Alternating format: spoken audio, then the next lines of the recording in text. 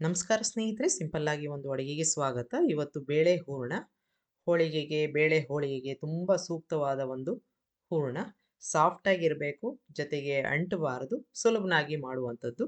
ಹೇಗೆ ಮಾಡೋದು ಅಂತ ನೋಡೋಣ. ಇಲ್ಲಿ ಒಂದು ಕುಕ್ಕರ್ ತೊಗೊಂಡಿದ್ದೀನಿ, 1 ಕಪ್ನಷ್ಟು ತೊಗರಿ ಬೇಳೆನ ಹಾಕ್ಕೋತಾ ಇದ್ದೀನಿ. ಇದನ್ನು ಚೆನ್ನಾಗಿ ಒಂದು 2 ಬಾರಿ ತೊಳ್ಕೊಂಡು ಬಿಡೋಣ. ಈಗ ತೊಳ್ಕೊಂಡಿದ ನಂತರ ಇದಕ್ಕೆ 1 ಕಪ್ ಬೇಳೆಗೆ ನಾನು 2 ಕಪ್ನಷ್ಟು ನೀರನ್ನು ಹಾಕ್ಕೋತಾ ಇದ್ದೀನಿ. 1/4 ಟೀ ಸ್ಪೂನಷ್ಟು ಅರಿಶಿನ ಹಾಕ್ಕೊಂಡು, 1 ಟೀ ಸ್ಪೂನಷ್ಟು ಎಣ್ಣೆ ಹಾಕ್ಕೊಂಡು, ಒಂದು 15 ನಿಮಿಷ ನೆನೆಸ್ಕೊಂಡು ಆಮೇಲೆ ಇದನ್ನು ಮೀಡಿಯಮ್ ಉರಿನಲ್ಲಿ ಬೇಯಿಸ್ಕೊತಾ ಇದ್ದೀನಿ. 3 ವಿಷಲ್ ಆದರೆ ಸಾಕು. ಈ ರೀತಿಯಾಗಿ ಬೆಂದಿರುತ್ತೆ. ನೀರಿನ ಪ್ರಮಾಣ ಇರಲ್ಲ, ಆದರೆ ಸಂಪೂರ್ಣವಾಗಿ ಬೆಂದಿರುತ್ತೆ. ಈ ಥರ ಒಂದ್ಸಲ ಚೆಕ್ ಮಾಡಿ ನೋಡಿಕೊಂಡು ನಾವು ಮುಂದಿನ ಕೆಲಸನ ಮಾಡ್ಕೋಬೋದು. ಈಗ ಚೆನ್ನಾಗಿ ಇದು ಹಿಟ್ಟು ಥರ ಬೆಂದಿದೆ. ಇಲ್ಲಿ ಬೆಲ್ಲನ ಕರಗಿಸ್ಕೋತಾ ಇದ್ದೀನಿ. 1/4 ಕಪ್ನಷ್ಟು ಹಾಕ್ಕೊಂಡಿದ್ದೀನಿ. ಇಷ್ಟು ಸಿಹಿ ಸಾಕಾಗತ್ತೆ. ಇದಕ್ಕೆ 1/4 ಕಪ್ನಷ್ಟು ನೀರನ್ನು ಹಾಕ್ಕೊಂಡು ಅದನ್ನು ಕರಗಿಸ್ಕೊಂಡ್ಬಿಡೋಣ.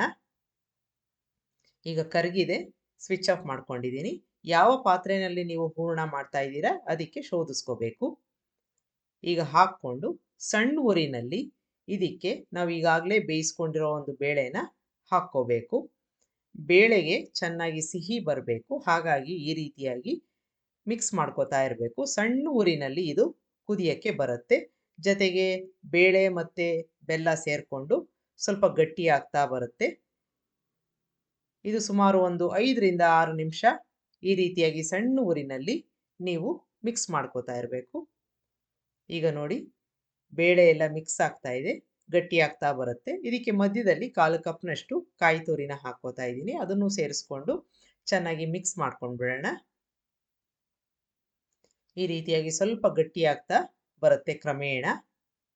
ಈಗ ಚೆನ್ನಾಗಿ ಮಿಕ್ಸ್ ಆಗಿದೆ, ಆ ಸಿಹಿ ಎಲ್ಲ ಬೇಳೆಗೂ ಹೋಗಿದೆ.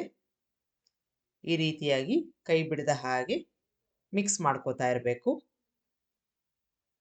ಸ್ವಲ್ಪ ಗಟ್ಟಿ ಆಗತ್ತೆ. ಸಂಪೂರ್ಣವಾಗಿ ಗಟ್ಟಿ ಮಾಡ್ಕೊಂಡ್ಬಿಟ್ರೆ ರುಬ್ಬಕ್ಕೆ ಆಗಲ್ಲ. ಹಾಗಾಗಿ ಇಷ್ಟು ಪ್ರಮಾಣದಲ್ಲಿ ಸ್ವಲ್ಪ ಕಡಿಮೆ ಆದಮೇಲೆ ನೀರಿನಂಶ ಇದನ್ನು ಸ್ವಿಚ್ ಆಫ್ ಮಾಡಿಕೊಂಡು ಸಂಪೂರ್ಣವಾಗಿ ಆರಕ್ಕೆ ಬಿಟ್ಟಾಗ ಸ್ವಲ್ಪ ನೀರಿನಂಶ ಇರುತ್ತೆ. ಆಗ ನಾವು ಮಿಕ್ಸಿಗೆ ಆರಾಮಾಗಿ ಹಾಕ್ಬೋದು. ಈಗ ಗಟ್ಟಿಯಾಗಿದೆ, ಚೆನ್ನಾಗಿ ಮಿಕ್ಸ್ ಆಗಿದೆ ಬೆಲ್ಲ ಮತ್ತು ಬೇಳೆ.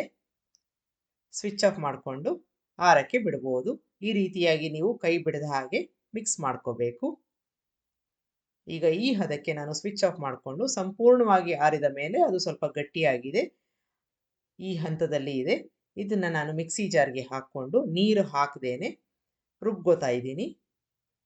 ಈಗ ರುಬ್ಕೊಂಡಿದ ನಂತರ ಇದು ಒಂದು ಪೇಸ್ಟ್ನ ರೀತಿಯಲ್ಲಿ ಆಗತ್ತೆ. ಸ್ವಲ್ಪ ಕಡಿಮೆ ನೀರಿನಂಶ ಇರುತ್ತೆ. ಈಗ ಇದೇ ರೀತಿ ಎಲ್ಲವನ್ನು ರುಬ್ಕೊಂಡು ಮತ್ತೆ ಅದೇ ಬಾಣಲೆಗೆ ಹಾಕ್ಕೋಬೇಕು. ಉರಿ ಆದಷ್ಟು ಸಣ್ಣದಿರಲಿ. ಈಗ ಮಿಕ್ಸ್ ಮಾಡ್ಕೊಳ್ಳೋಣ. ಸ್ವಲ್ಪ ಗಟ್ಟಿಯಾಗಬೇಕು. ನೀರಿನಂಶ ಕ್ರಮೇಣ ಹೋಗಿ ಗಟ್ಟಿಯಾಗ್ತಾ ಬರುತ್ತೆ. ಈ ರೀತಿಯಾಗಿ ಸಣ್ಣ ಊರಿನಲ್ಲಿ ಮಿಕ್ಸ್ ಮಾಡ್ಕೋಬೇಕು. ಏಲಕ್ಕಿ ಪುಡಿ ಹಾಕ್ಕೋತಾ ಇದ್ದೀನಿ.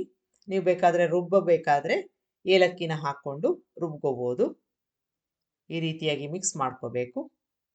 ಈಗ ಗಟ್ಟಿಯಾಗ್ತಾ ಬರ್ತಾ ಇದೆ ಮಿಶ್ರಣ. ಒಂದು ಟೆಸ್ಟ್ ಮಾಡ್ಕೋಬೋದು ಮಧ್ಯದಲ್ಲಿ.